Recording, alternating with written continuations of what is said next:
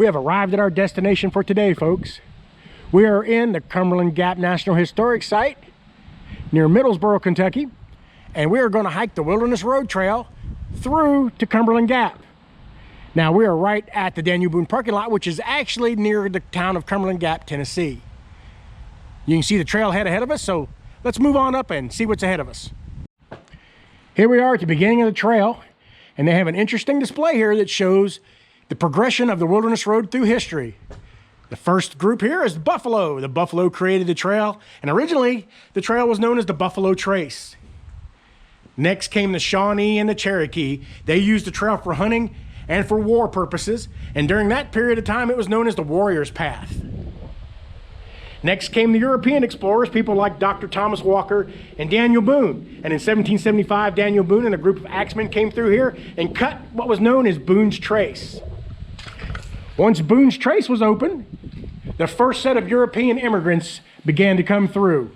They brought with them not only their families and their animals, but all their worldly possessions. Between 1775 and 1812, 300,000 people would pass through here. This was known as the Way West and was definitely America's first superhighway. After 1812, the Wilderness Road lost some of its importance as other ways west became more available. But during the Civil War, the Wilderness Road rose to importance again as both Union and Confederate forces wanted to control this area so they could control access to Kentucky. The gap would change hands 4 times during the Civil War, but there would never be a battle here. Now, after the Civil War, the road lost some of its importance again, but was always a very busy thoroughfare. And through modern times, this was US 25E until 1996. Well, let's move on up the trail and see what's ahead of us. Well, here we are a little further up the trail, and we've come across this sign. I was just talking about 25E going through here, and this shows a picture of the road in the 1920s. Now, the road was through here until 1996, when the Cumberland Gap Tunnel, which there's a picture of right there, took all the traffic off this road, and the road was taken out of the gap, and the gap was restored to its previous appearance by using an 1833 survey and Civil War era maps. As you can see by looking up through here, you can't tell the road was ever here. They did a very good job here. Also, too, I'd like to point out that this is a reconstruction of the Wilderness Road. The Wilderness Road was just wide enough for wagons to travel on. Before that, when it was Boone's Trace, it was basically just a footpath. It was wide enough for a man on horseback or somebody on foot to walk. When Kentucky became a state in the late 1700s, they had Boone's Trace widened and straightened so people could easily make their way into Kentucky. Well, let's move on up the trail and see what's ahead of us. All right, we've made it back down the hill from the cave to the split in the road again, and we're going to head on down this way and continue to follow the Wilderness Road. GoPro, stop recording. All right, we've come a little further ways up, and we have reached a fork in the road. As you can see, if you go left, you continue to follow the Wilderness Road Trail, and if you go straight up the hill here, you go to Gap Cave. Now, Gap Cave was a feature that people have been visiting for hundreds of years. All the early settlers knew about it, and quite a few of them mentioned it in their journals. Dr. Thomas Walker was one of the first ones to mention it in 1750. So let's walk on up to Gap Cave and have a look. Here we are at the mouth of Gap Cave. Let's walk on up and have a closer look.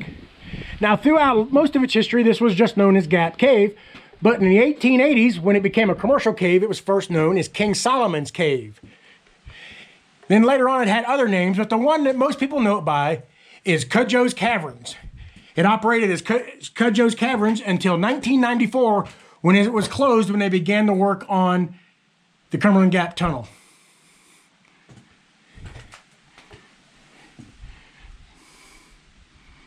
Some very neat formations.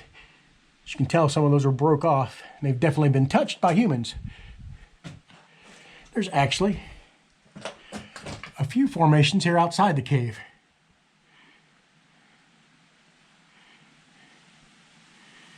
Now, the National Park Service still offers tours through this cave, but they've taken out all the electric, and you have to take the cave tour with a flashlight. I've been on this tour, and I highly recommend it. All right, we're gonna walk back out here and I'll meet you out here a little bit. So here we are right outside the entrance to the cave again. And I was just talking about US Highway 25 a few minutes ago. Well, this cave entrance here used to be very close to the road. As a matter of fact, right where you're looking right now would have been where the road was. Kind of hard to believe that now, isn't it? Now, here's a picture on a postcard to show you what I'm talking about.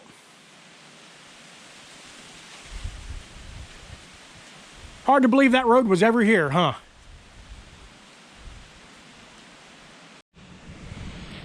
All right, we've made it back down the hill from the cave to the split in the road again, and we're going to head on down this way and continue to follow the wilderness road.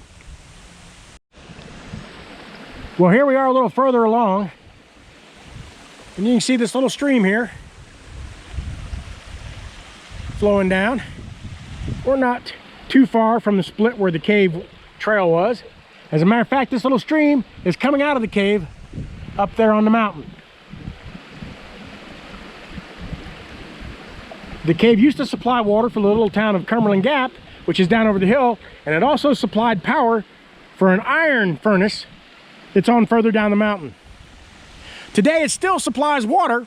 As a matter of fact, if you want some water from the cave, you can still buy it. It's bottled by the Coca-Cola company here in Middlesboro, and it is called Cumberland Gap Mountain Spring Water.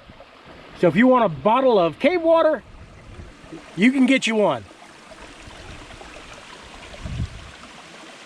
All right, let's take one last look here. And we'll move on down the trail. Well, here we are at another fork in the road. Now the wilderness road goes on up the hill there. And to the left, that is the old Tennessee road. That road goes down to the little town of Cumberland Gap, Tennessee. If you were traveling along the wilderness road and your horse threw a shoe, or your wagon needed repaired, or you needed to pick up food or something like that, you could take that road down into the town of Cumberland Gap and get what you needed, and then come back up and get on the wilderness road.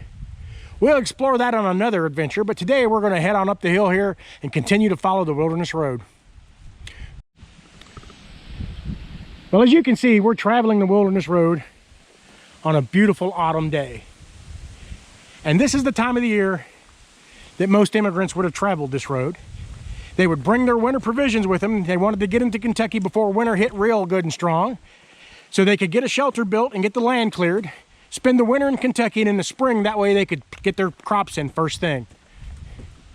It's hard to imagine thousands of people coming this way this time of year with all their hopes and dreams with them. Well, let's walk on up and see what's ahead. Well, we have arrived at the saddle of the gap. You see the road going before you going downhill? If you were an early pioneer, you would be officially on the frontier as soon as you started down that hill. On out in the distance is Kentucky. Hard to believe 300,000 people passed through this way. One of my ancestors came this way too. There's a sign here, and it reads, "Salt-seeking buffalo, moccasin-clad warriors, dreaming pioneer, battling Civil War soldiers. Each was here in the historic Cumberland Gap, and now so are you. This is historic Cumberland Gap."